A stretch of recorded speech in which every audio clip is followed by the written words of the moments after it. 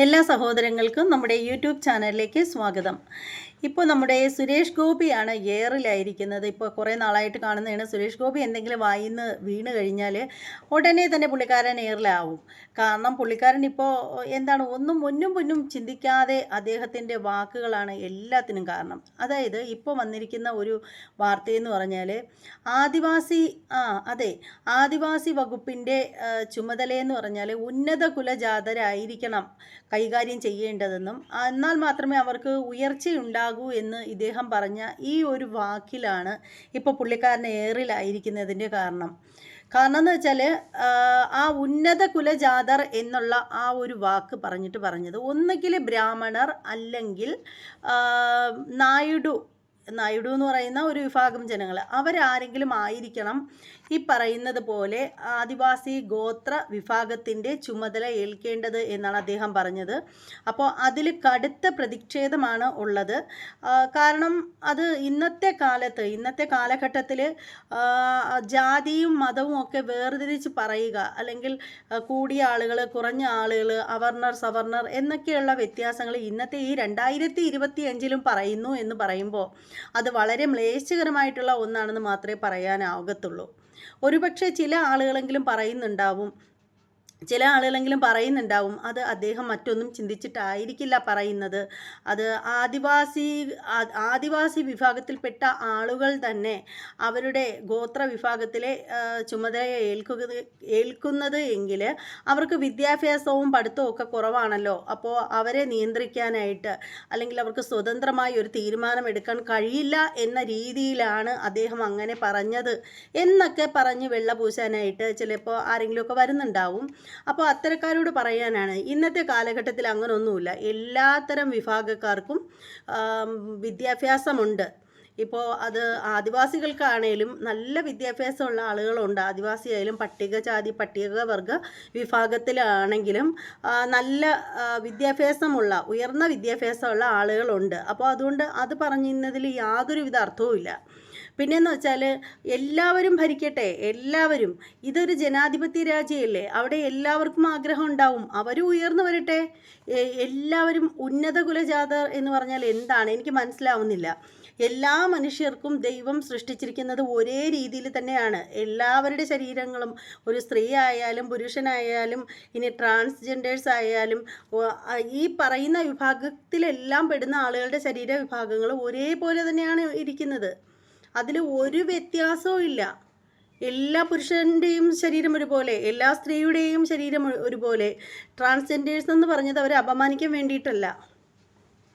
അപ്പോൾ അതിൻ്റെ പേരിലൊക്കെ ഇങ്ങനെ പറയേണ്ട ഒരാവശ്യമില്ല. അവർ കൂടി ഭരിക്കട്ടെ. നമ്മൾ തന്നെ മേലാളന്മാരുടെ ഭരണവും കാര്യങ്ങളും ഒക്കെ അത് മാറിപ്പോയി. അതൊക്കെ പണ്ടാണ് മേലാളന്മാരുടെ ഭരണകാലം എന്ന് പറഞ്ഞാൽ. ഇപ്പോൾ എല്ലാവരും ഭരിക്കട്ടെ, അവർ നമുക്കൊപ്പം തന്നെയാണ്. ആരും ആരെയും ആരും ആരുടെ അടിമയല്ല ഇന്നത്തെ കാലഘട്ടത്തിൽ. ആരും ആരെയും ആശ്രയിച്ചല്ല ജീവിക്കുന്നത്. അങ്ങനെ ആരും ആരുടെയും മുന്നിൽ തലകുനിച്ച് നിൽക്കേണ്ട ആവശ്യമില്ല. പണ്ട് കാലത്ത് ഞാനൊക്കെ കേട്ടിട്ടുള്ള ഒരു കാര്യമാണ്. പണ്ട് കാലത്ത് എൻ്റെ അമ്മൂമ്മയൊക്കെ പറഞ്ഞ് കേട്ടിട്ടുള്ള ഒരു കാര്യമെന്ന് വെച്ചാൽ, താഴ്ന്ന ജാതിയിൽപ്പെടുന്ന ആളുകൾ മേലാളന്മാരെ വീട്ടിൽ പോയി പണി ചെയ്യുമ്പോൾ, കഷ്ടപ്പെട്ട് പണി ചെയ്ത് കഴിയുമ്പോൾ അവർക്ക് കൊടുക്കുന്ന ഭക്ഷണമെന്ന് പറഞ്ഞാൽ പിന്നാമ്പുറത്ത് ഒരു കുഴി കുത്തിയിട്ട് ആ കുഴിയുടെ പുറത്തൊരു ചേമ്പിലയോ എന്തെങ്കിലും വെച്ചിട്ട് കല്ലൊന്നും കയറാത്ത രീതിയിലാക്കിയിട്ട് അതിനകത്ത് കഞ്ഞി ഒഴിച്ചു കൊടുത്തിരുന്ന കാലമുണ്ടെന്നൊക്കെ കേട്ടിട്ടുണ്ട്. അതൊക്കെ കഴിഞ്ഞു. ഇപ്പം അതൊന്നും അല്ല സ്ഥിതി. ഇപ്പം എല്ലാവരും ഒരുപോലെ തന്നെയാണ്. ഒരു വിവാഹത്തിന് പോയാലും നമ്മളെല്ലാവരും ഒരുമിച്ച് എത്ര സന്തോഷമായിട്ടാണ് ഇരുന്ന് ഭക്ഷണം കഴിക്കുന്നത്. ഈ പറയുന്ന പട്ടികജാതി പട്ടികവർഗക്കാരുടെ വീട്ടിൽ അങ്ങനെ പോലും പറയുന്നത് ശരിയല്ല. സത്യം പറയുകയാണെങ്കിൽ അവരുടെയൊക്കെ വീട്ടിലൊരു കല്യാണമോ എന്തെങ്കിലുമൊക്കെ കാര്യം പറഞ്ഞാൽ നമ്മൾ പോവില്ലേ? നമ്മൾ അവിടെ നിന്ന് ഭക്ഷണം കഴിക്കില്ലേ? നമ്മൾ കഴിക്കും, ഉറപ്പായിട്ടും കഴിക്കും. ഞാൻ കഴിക്കും, എൻ്റെ ഫാമിലിയിലുള്ള എല്ലാവരും കഴിക്കും. അതിനെന്താ കുഴപ്പം? അവരെന്താ മനുഷ്യരല്ലേ? അവർ മനുഷ്യരായിട്ടല്ലേ ദൈവം സൃഷ്ടിച്ചിരിക്കുന്നത്. എല്ലാത്തരം ആളുകൾക്കും കയ്യും കാലും കണ്ണും മൂക്കും ഒക്കെ ഉണ്ട്. അതവർക്കും ഉണ്ട്. എല്ലാവരും ഭക്ഷണം ഉണ്ടാക്കുന്ന രീതി ഒരുപോലെ തന്നെയാണ്. എല്ലാവരും അരിക്കലത്തിൽ അരി കഴുകിയിട്ട് തന്നെയാണ് ചോറാക്കുന്നത്. അവരും അതിങ്ങനെ തന്നെയാണ് ചെയ്യുന്നത്. ചിലപ്പോൾ അവർക്ക് സൗകര്യങ്ങൾ കുറവായിരിക്കും വീട്ടിൽ. പക്ഷെ അവർക്ക് നല്ല വൃത്തിയുള്ള ആളുകളാണ്. അവർക്ക് അവരുടേതായിട്ടുള്ള വൃത്തികളും കാര്യങ്ങളും ഒക്കെ ഉണ്ട്. അത് പണ്ടായിപ്പോയി. ഇതുപോലെയുള്ള ആളുകൾക്ക് വൃത്തിയില്ല, കുളിക്കില്ല, നനയ്ക്കില്ല എന്നൊക്കെ പറയുന്നത് പണ്ട് കാലത്തുള്ള ജനങ്ങളെന്ന് ഞാൻ കേട്ടിട്ടുണ്ട്. പക്ഷെ ഇപ്പം അവരെല്ലാവരും നല്ല അടിപൊളിയായിട്ടാണ് നടക്കുന്നത്. എത്ര നല്ല രീതിയിലാണ് അവരൊക്കെ വസ്ത്രം ധരിക്കുന്നത്. നമ്മൾ കാണുന്നില്ലേ നമ്മുടെ സമൂഹത്തിൽ വളരെ അടിപൊളിയായിട്ടല്ലേ നടക്കുന്നത്. നമ്മളെക്കാളും അടിപൊളിയായിട്ടാണ് അവർ നടക്കുന്നത്.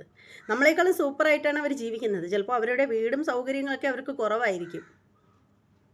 എന്തിനാണ് ഇങ്ങനെ നിരന്തരം ഓരോരോ മണ്ടത്തരങ്ങൾ വിളിച്ച് പറഞ്ഞ് ഇദ്ദേഹം എയറിലാവുന്നതെന്ന് വെച്ചാൽ എനിക്കറിയില്ല. അങ്ങനെയാണെങ്കിൽ എനിക്ക് ചോദിക്കാനുള്ള ഒരേ ഒരു കാര്യമാണ്, ഈ ആദിവാസി ഗോത്ര സമുദായത്തിൻ്റെ ചുമതല അത് ഈ പറയുന്നത് പോലെ ബ്രാഹ്മണർക്ക് കൊടുക്കണം എന്ന് പറയുന്നിടത്ത് അതിനേക്കാളും ഏറ്റവും നല്ല വകുപ്പെന്ന് പറഞ്ഞാൽ ബ്രാഹ്മണർക്ക് കൊടുക്കാൻ പറ്റുന്ന വകുപ്പെന്ന് പറയുന്നാൽ ദേവസ്വം ബോർഡ് വകുപ്പല്ലേ. ക്ഷേത്ര ആചാര അനുഷ്ഠാനങ്ങൾ സംബന്ധിക്കുന്ന വകുപ്പുകൾ ബ്രാഹ്മണർക്ക് കൊടുക്കൂ. അങ്ങനെ ചെയ്യുകയാണെങ്കിൽ ആ ഒരു ഭാഗത്ത് നിന്ന് നോക്കുമ്പോൾ ഉയർച്ചയുണ്ടാവും. ഇപ്പോൾ കൂടുതലും ക്ഷേത്രമായിട്ട് ബന്ധപ്പെടുന്ന വകുപ്പുകളൊക്കെ കൊടുക്കുന്ന ആളുകൾക്ക് വലിയ വിശ്വാസങ്ങൾ പോലും ഇല്ലാത്ത ആളുകളാണ്. അതിൻ്റേതായിട്ടുള്ള കുറേ കല്ലുകടികളൊക്കെ കാണാനും ഉണ്ട്. വിശ്വാസമുള്ളവർക്കാണ് ക്ഷേത്രങ്ങളും കാര്യങ്ങളും കൊടുക്കേണ്ടത്.